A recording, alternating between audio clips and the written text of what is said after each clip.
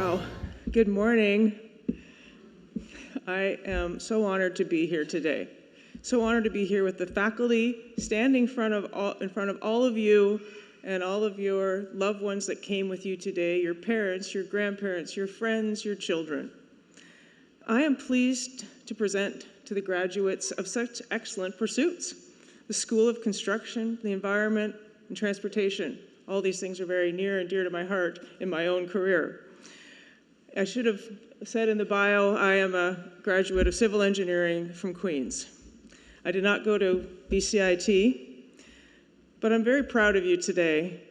BCIT is a fine school, and I have had the privilege of working with many of its graduates throughout my career. And I have to say, at FRPD, when we want to hire someone, BCIT is our top choice. My guess is that when you arrived at BCIT, you were pumped, but probably a little scared too. And over time here, there were many great days, but probably some dark times too. Some days when you maybe didn't know if you're going to make it, but you found something inside you. You found a way, and no one's going to take that away from you. You are sitting here today because you dug deep and you figured it out. And I bet you had some support along the way. Someone that inspired you, influenced you, and took you on the path to sitting in these seats today. I had one of those people. I grew up on a farm in Kingston, Ontario, and I had a big influence in my life. He was my stepfather. He didn't finish high school. He didn't finish university. He didn't go to college, but he had a crazy ability to do mental math. He was known for his honesty and his hard work. And he had a gruff exterior, but a soft heart. And he believed in me. Jack taught me to be resilient. He taught me that when you believe in someone, they believe in themselves. When you see potential in someone, they see it too. When I worked on the farm, he would pay me the same amount as he paid the neighborhood boys. I questioned that one day, but he said, you work just as hard, you have just as big a contribution. So I worked harder. And I realized what an important lesson that was. And it may seem small, but I was a girl about to go to university, go through engineering at a very difficult institution, and enter a male-dominated profession. I never questioned that I wouldn't be successful, that this wasn't the right choice, because good people supported me along the way. Jack made me realize that when you're surrounded by good people, that this is the difference between success and failure, happiness and sadness. Through all of this, and the support of my mother and all of my friends and all of my teachers and all of my professors, I learned to build resilience. I also learned that hay doesn't get in a barn without a lot of sweat and hard work.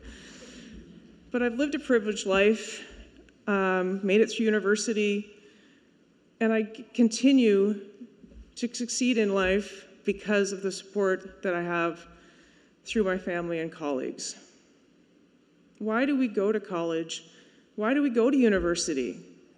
Someone would say, well, to get a job. Yeah, that is a basic part, but it's to challenge ourselves, to see what we can do, to see what we're capable of, to open doors and to make lifelong, meaningful relationships. So my advice to you today is to go out and get what you want. Don't wait until someone knocks on the door, your door, and asks you. I hear that a lot from people, young people that I work with. Well, why didn't they know I wanted to do that? Why didn't they give me that promotion? Make it known. Dig in. Provide value. And most importantly, remember to give back. Like I said, my guess is that someone inspired you and someone supported you. About 10 years ago, I ran into a high school friend. And this is a lesson in you never know what a short conversation can even do in someone's life. He told me he went to university because of me. I had no idea. We had a short conversation in our last year of high school, and I just simply asked him, what are you going to do next year? He said, are you going to go to university? And he said, oh, I don't know. I don't think I can make it. And I said, what are you talking about? You're really smart. You can do anything you want. And I had no idea. until very recently that made a difference. But that reminded me, while I was preparing for today, about a president that I used to work with at Bombardier. Wherever he went, he would acknowledge a person. He knew everyone's name that worked in the company. He knew something about that person. He always acknowledged their contribution. And right down to when we left a restaurant, he would go and thank the hostess and the server. These small acts can have amazing impacts. I have tried to emulate him, and I hope you do too. Ray made the world a better place by living by that creed. You all have your credentials in your hands right now, and I'll tell you that I did not when I graduated from Queen's, because you walked across the stage and they gave you a tube, and then you went outside and you excitedly opened it, and I opened mine and I owed the library $12.99. So I didn't get mine for another week. But let's go back to resilience. I've read that resilience is like a muscle that you can build. Resilience is the capacity to withstand and to recover quickly from difficulties. Toughness, in short. Resilience got you here. It's going to get you where you want to go. It's going to get you through hard times. That and your network of your friends and your family and colleagues that support you and that you support. In preparing for this, I read a quote that was attributed to Mother Teresa, and it embodies this statement. She said, "I can do things that you cannot, and you can do things that I cannot. Together, we can do great things."